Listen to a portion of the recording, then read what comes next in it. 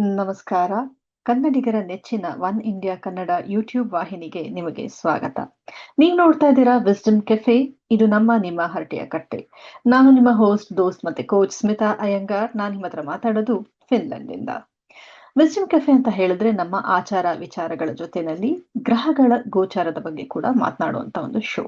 So ಇವತ್ತು ನಾವು choose ಮಾಡಿರುವಂತ ಟಾಪಿಕ್ ಅಥವಾ ಚೂಸ್ ಮಾಡಿರುವಂತ ಗ್ರಹ ರಾಹು ಮತ್ತೆ ಕೇತು.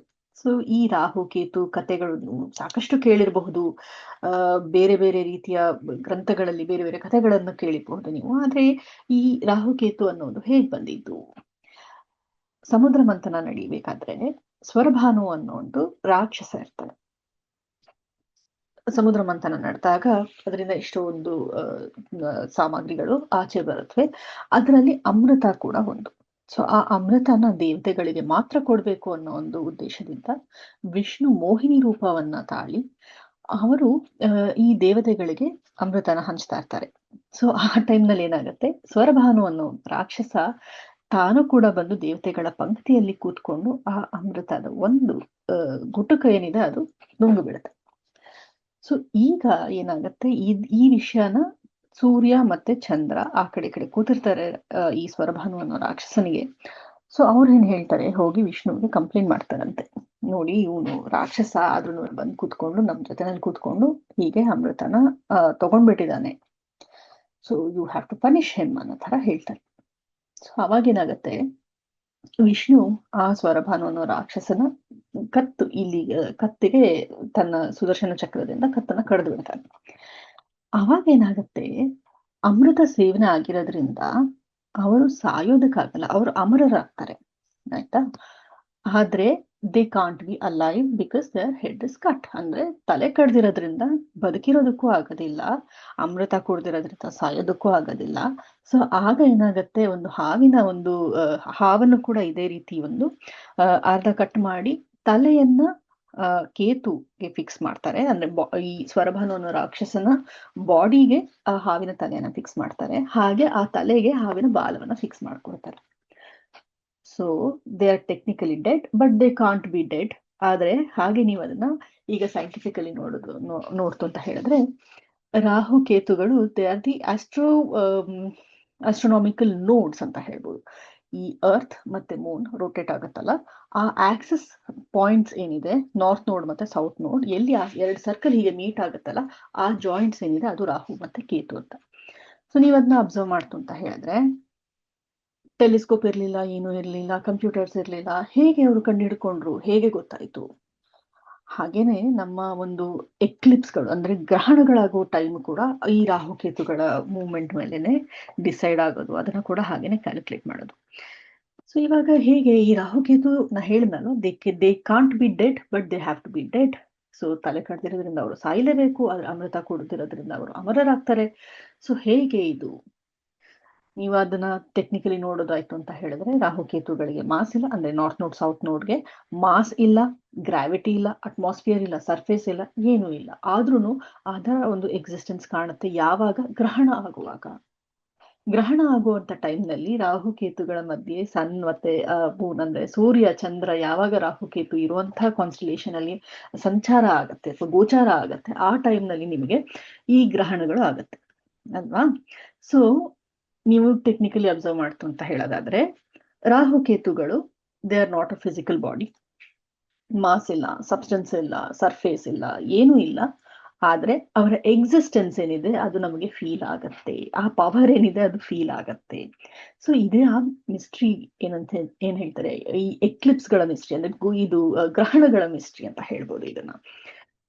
ಇದ್ರ ಬಗ್ಗೆ ಮತ್ತೆ ನಾವು ಮಾತಾಡೋಣ. ಇವತ್ತು ನಾನು ಯಾಕೆ ರಾಹು ಕೇತು ಈ ಟಾಪಿಕ್ ನಾನು ಯಾಕೆ ಚೂಸ್ ಮಾಡ್ಕೊಂಡೆ ಅಂತ ಹೇಳಿದ್ರೆ, ಈಗ ಅಂದ್ರೆ ಜುಲೈ 29ನೇ ತಾರೀಕು ರಾಹುವಿನ ಗೋಚಾರ ಧನಿಷ್ಠ ನಕ್ಷತ್ರದಲ್ಲಿ ಆಗ್ತಾ ಇದೆ.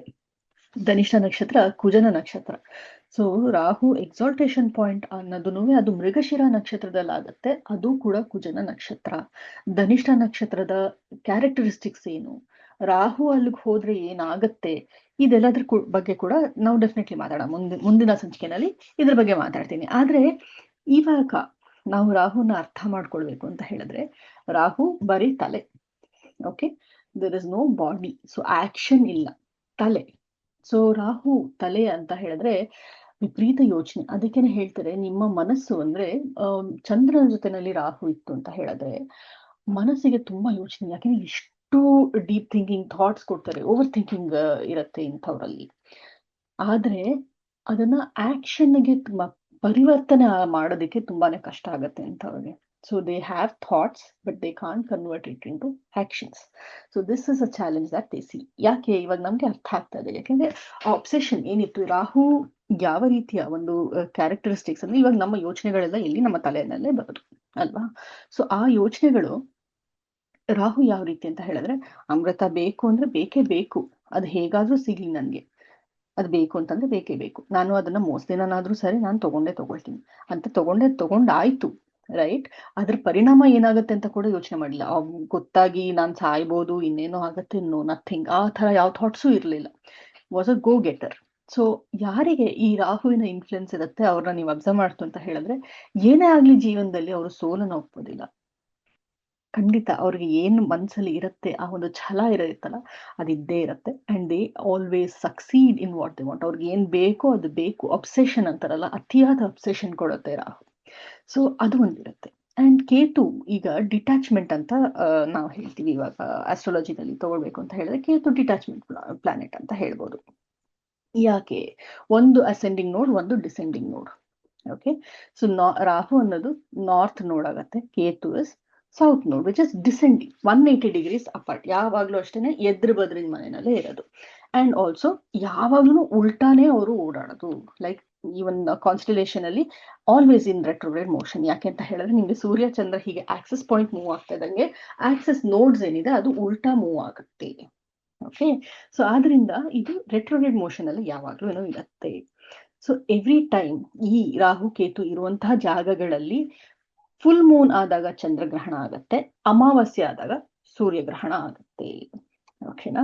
ಸೊ ರಾಹುಗ್ರಸ್ತ ಸೂರ್ಯಗ್ರಹಣ, ಕೇತುಗ್ರಸ್ತ ಸೂರ್ಯಗ್ರಹಣ ಅಂತ ಹೇಳ್ತೀವಿ, ಅಥವಾ ರಾಹುಗ್ರಸ್ತ ಚಂದ್ರಗ್ರಹಣ, ಕೇತುಗ್ರಸ್ತ ಚಂದ್ರಗ್ರಹಣ ಅಂತ ಕೂಡ ಇದನ್ನ ನಾವು ಕರಿತೀವಿ. ಸೊ ವರ್ಷದಲ್ಲಿ 2 ಗ್ರಹಣಗಳು ಅಂದ್ರೆ 2 ಸೂರ್ಯಗ್ರಹಣ, 2 ಚಂದ್ರಗ್ರಹಣ ಆಗತ್ತೆ. ಒಂದು ರಾಹುವಿನ ಜೊತೆನಲ್ಲಿ, ಒಂದು ಕೇತುವಿನ ಜೊತೆನಲ್ಲಿ.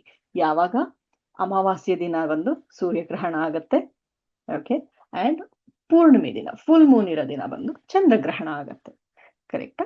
ಸೊ ಇದು ಫಿನಾಮಿನಲಿ ಅಬ್ಸರ್ವ್ ಮಾಡಿರೋಂಥದ್ದು. ಈ ಏನ್ಷಿಯಂಟ್ ಅಬ್ಸರ್ವೇಷನ್ಸ್ ಇರ್ಬೋದು, ಅಥವಾ ಮ್ಯಾಥಮೆಟಿಕಲಿ ಪಾಯಿಂಟ್ ನೀವು ಡಿಸ್ಕಸ್ ಮಾಡ್ತು ಅಂತ ಹೇಳಿದ್ರೆ ಟ್ರಾನ್ಸಿಟ್ ಟೈಮ್ ಏನಿದೆ, ಟ್ರಾನ್ಸಿಟ್ ಟೈಮ್ ನಮ್ಮ ರಾಹುಕೇತುದು ಒಂದು ಕಾನ್ಸ್ಟಲೇಷನ್ ಇಂದ ಇನ್ನೊಂದಕ್ಕೆ ಹೋಗ್ಬೇಕು ಅಂತ ಹೇಳಿದ್ರೆ, ಅಂದ್ರೆ ಒಂದು ರಾಶಿಯಿಂದ ಇನ್ನೊಂದು ರಾಶಿಗೆ ಹೋಗ್ಬೇಕು ಅಂತ ಹೇಳಿದ್ರೆ 1.5 ವರ್ಷ ತಗೊಳುತ್ತೆ. ಸೊ 1.5 ವರ್ಷ ಅಲ್ಲಿ ಇರ್ಬೇಕಾದ್ರೆ ಆ ಒಂದು ವರ್ಷದಲ್ಲಿ ನಿಮ್ಗೆ ಸೂರ್ಯ ನಿಮಗೆ ಗೊತ್ತು, ಒಂದು ವರ್ಷಕ್ಕೆ ಒಂದು ಸತಿ ಒಂದು ಪೂರ್ತಿ ರೌಂಡ್ ಅಂದ್ರೆ ಎಲ್ಲಾ ರಾಶಿಗಳನ್ನ ಸುತ್ತಿ ಬರೋಕೆ 1 ವರ್ಷ ಆಗುತ್ತೆ ಸೂರ್ಯನಿಗೆ.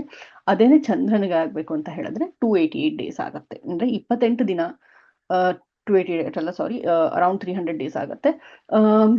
28 ದಿನ ಒಂದು ರಾಶಿಯಲ್ಲಿ ಇರ್ತಾರೆ. ಓಕೆ.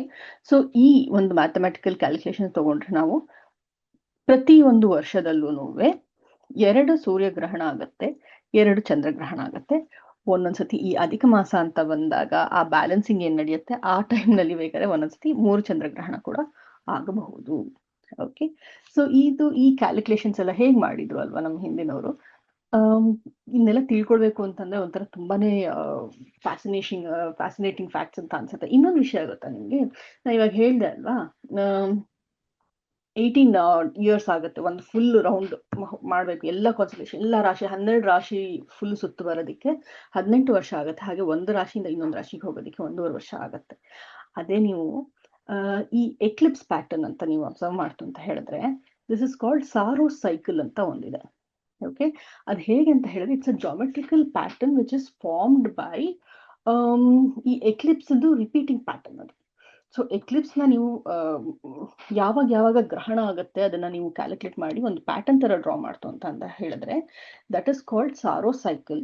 ಅಂಡ್ ಅದು ಕರೆಕ್ಟ್ ಆಗಿ 18 ವರ್ಷ 11 ದಿನ 8 ಗಂಟೆ ಕಾಲ ನಡೆಯೋ, ಐ ಮೀನ್ ಆ ಒಂದು ಪ್ಯಾಟರ್ನ್ ಕಂಪ್ಲೀಟ್ ಆಗೋದಕ್ಕೆ ಅಷ್ಟು ಟೈಮ್ ಬೇಕು. ಅದನ್ನೇ ನೀವು ನೋಡ್ತು ಅಂತ ಹೇಳಿದ್ರೆ 18 ವರ್ಷ ರಾಹುಕೇತುಗಳಿಗೂ ಒಂದು ಕಾನ್ಸ್ಟಲೇಷನ್ ಒಂದು ಸುತ್ತಿ ಬರೋದಕ್ಕೆ ರಾಹುಕೇತುಗಳಿಗೂ 18 ವರ್ಷ ಬೇಕು. ಹಾಗೇನೆ ರಾಹು ಮಹಾದಶ ಕೂಡ ನಾವು ಲೆಕ್ಕ ಹಾಕ್ತು ಅಂತ ಹೇಳಿದ್ರೆ ಅದು 18 ವರ್ಷದ ಮಹಾದಶ ಕೂಡ ನಡೆಯುತ್ತೆ. ಸೊ ಇಷ್ಟೆಲ್ಲ ಸಿಮಿಲಾರಿಟೀಸ್ ಇದೆ. ಇನ್ನ ಮಾತಾಡ್ಬೇಕು, ನಾವು ರಾಹುಕೇತುಗಳ ಬಗ್ಗೆ ಸೈಂಟಿಫಿಕಲಿ ಮಾತಾಡ್ಬೇಕು ಅಂತ ಹೇಳಿದ್ರೆ ಇನ್ನ ಸಾಕಷ್ಟು ವಿಷಯಗಳಿದೆ. ಬಟ್ ಎಲ್ಲದನ್ನು ಒಂದೇ ವಿಡಿಯೋನಲ್ಲಿ ಹೇಳ್ತಾ ಹೋಯ್ತು ಅಂತಂದ್ರೆ ಹೇಳಿದ್ರೆ ನಿಮ್ಗೂ ಕನ್ಫ್ಯೂಷನ್ ಆಗತ್ತೆ. ಅಂಡ್ ಅದನ್ನ ಬರ್ಕೊಳ್ತೀರಾ ಅಥವಾ ತಿಳ್ಕೊಳ್ತೀರಾ, ಅರ್ಥ ಮಾಡ್ಕೊಳ್ತೀರಾ, ಪ್ರತಿಯೊಂದಕ್ಕೂ ಕಷ್ಟ ಆಗತ್ತೆ ಅಲ್ವಾ. ಸೊ ಮುಂದಿನ ಸಂಚಿಕೆಯಲ್ಲಿ ಖಂಡಿತ ಈ ರಾಹು ಅಂದ್ರೇನು, ಕೇತು ಅಂದ್ರೇನು, ಯಾಕೆ ರಾಹು ಆಂಬಿಷನ್, ಅಬ್ಸೆಷನ್, ಕ್ರೇವಿಂಗ್, ಇದೆಲ್ಲ ಯಾತಕ್ಕೆ ರಾಹು, ಹಾಗೆ ಕೇತು ಅಂದ್ರೆ ಯಾತಕ್ಕೆ ಡಿಟ್ಯಾಚ್ಮೆಂಟ್, ಇದೆಲ್ಲ ಖಂಡಿತ ನಾವು ಮಾತಾಡೋಣ. ಅಲ್ಲಿವರೆಗೂ ನೋಡ್ತಾ ಇರಿ ವಿಸ್ಡಮ್ ಕೆಫೆ. ನಾನು ನಿಮ್ಮ ಹೋಸ್ಟ್, ದೋಸ್ತ್ ಮತ್ತೆ coach Smita Iyengar, signing off today. Thank you. ಯಾವುದೇ ಸುದ್ದಿಯ ಅಪ್ಡೇಟ್ ಅನ್ನ ಮಿಸ್ ಮಾಡ್ಕೊಳ್ಬಾರ್ದು ಅಂದ್ರೆ ಈಗ್ಲೇ ಒನ್ ಇಂಡಿಯಾವನ್ನ ಸಬ್ಸ್ಕ್ರೈಬ್ ಮಾಡಿ. ನಿಮಗೆ ಬೇಕಾದ ಭಾಷೆಯಲ್ಲಿ ಎಲ್ಲಾ ಸುದ್ದಿ ತಿಳಿಬೇಕು ಅಂದ್ರೆ ಒನ್ ಇಂಡಿಯಾ ಆಪ್ ಅನ್ನ ಡೌನ್ಲೋಡ್ ಮಾಡ್ಕೊಳ್ಳಿ.